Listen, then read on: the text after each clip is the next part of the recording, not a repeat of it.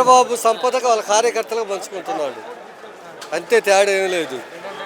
ఆ రోజు జగన్ సంపద సృష్టించి పేద ప్రజల కోసం పేద ప్రజలకు పంచాడు. ఇవాళ టీడీపీ వాళ్ళేమో సంపద వాళ్ళ కార్యకర్తలకి వాళ్ళ నాయకులు పంచుకుంటున్నారు. అప్పటికిప్పుడు తేడా అంతే. జగన్మోహన్ రెడ్డి టైంలో ఆయన 3000 పెన్షన్ అని చెప్పేసి 30 తిప్పలు పెట్టారు అవ్వాతాతల్ని. వాలంటీర్లు కూడా అవ్వాతాతల దగ్గర డబ్బులు దోచుకోవడం జరిగింది. అలాంటి అసలు ఏ వాలంటీర్ కూడా డబ్బులు తీసుకోలేదు. వాళ్ళు బాగా కష్టపడ్డారు, పనిచేశారు. వాళ్ళు కరోనా టైంలో వాళ్ళు ఉండబట్టే జనాలు సేఫ్ అయ్యారు, లేకపోతే జనాలు చాలా ప్రాణాలు పోయాయి. వాలంటీర్ ద్వారా ప్రాణాలు జగన్ కాపాడాడు. ఇండియాలోనే కరోనా ఎదుర్కోవటంలో ఫస్ట్ రాష్ట్రం ఆంధ్రప్రదేశ్. ఆ విధంగా ఉండబట్టే కరోనా ధైర్యంగా ఎదుర్కొని ప్రజలకి జీవితాన్ని, ఒక మంచి జీవితాన్ని ఇవ్వగలిగారు.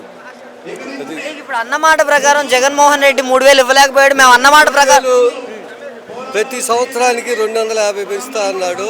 4 సంవత్సరాలు 250 1000 రూపాయలు ఇచ్చాడు. అమ్మఒడి ఇచ్చాడు, మరి ఈబీసీ నేస్తం ఇచ్చాడు, రైతు భరోసా ఇచ్చాడు. ప్రతి ప్రజలకి అన్ని పథకాలు అందరూ చేరినాయి. ఇవాళలాగా నా పార్టీ వాళ్ళకి ఇవ్వాలి, టీడీపీ వాళ్ళకి ఏం చేయకూడదని చెప్పి అప్పుడు ఆ రోజు జగన్ చెప్పాల. పార్టీ తీసుకోవాలా, కులాలు మతాలు అతీతంగా పథకాలు ఇచ్చాడు. ఇవాళ ఏంది, టీడీపీ పార్టీ కార్యకర్తలకే పథకాలు, నాయకులకే పథకాలు.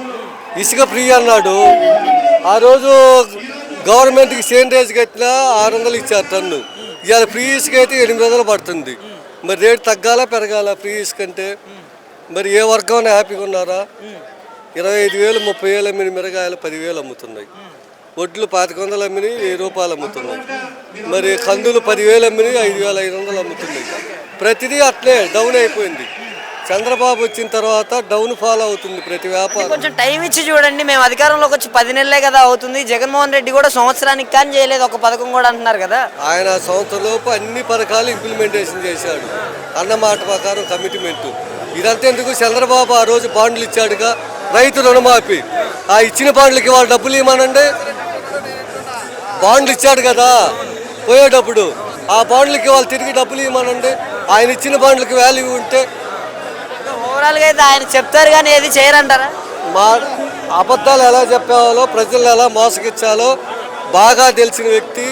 జనాలు సైకాలజీ తెచ్చుకొని ఎప్పటికప్పుడు మేనిఫెస్టో గెలుస్తాడు. తర్వాత మనుషులు మర్చిపోతాడు. ఇచ్చిన హామీలు అనేది అమలు చేయడు. ఎప్పుడు ఆయన అబద్ధాలతోటే రాజ్యాంగాన్ని చేదిక్కించుకుంటాడు, ప్రజలు గాలి కొదిలేస్తారు. అంతే. ఈ గవర్నమెంట్ అయితే అలా కొనసాగుతుందంటారు. Total failure. ఏ పాప విద్యార్థులు అంత ఇబ్బంది పెడుతున్నారు. ఇంతకుముందు నాడు నేడు స్కూళ్ళు ఎట్టున్నాయి. చిన్నపిల్లలు మేము ఇళ్ళ కాడితేనో స్కూల్లో తిస్తామనేవాళ్ళు. ఇవాళ మాకు అక్కడ వద్దు. ఇవాళ స్కూళ్ళల్లో బాత్రూములు ఏ పిల్లలు కడుక్కుంటున్నారు. ఆ రోజు బాత్రూములు ఎంత క్లీన్గా బ్రహ్మాండంగా ఉండేవి. ఇవాళ ఎట్టున్నాయి. నాడు స్కూల్ సంపద సృష్టి అంటే పల్లెటూర్లలో మరి ఎన్ని బిల్డింగ్లు కట్టారో చూడండి. ఆర్బీకే కానీ సచివాలయాలు కానీ, అది సంపద సృష్టి. నువ్వు పేద కార్యకర్తలకు దోషి పెడితే సంపద సృష్టి కాదు.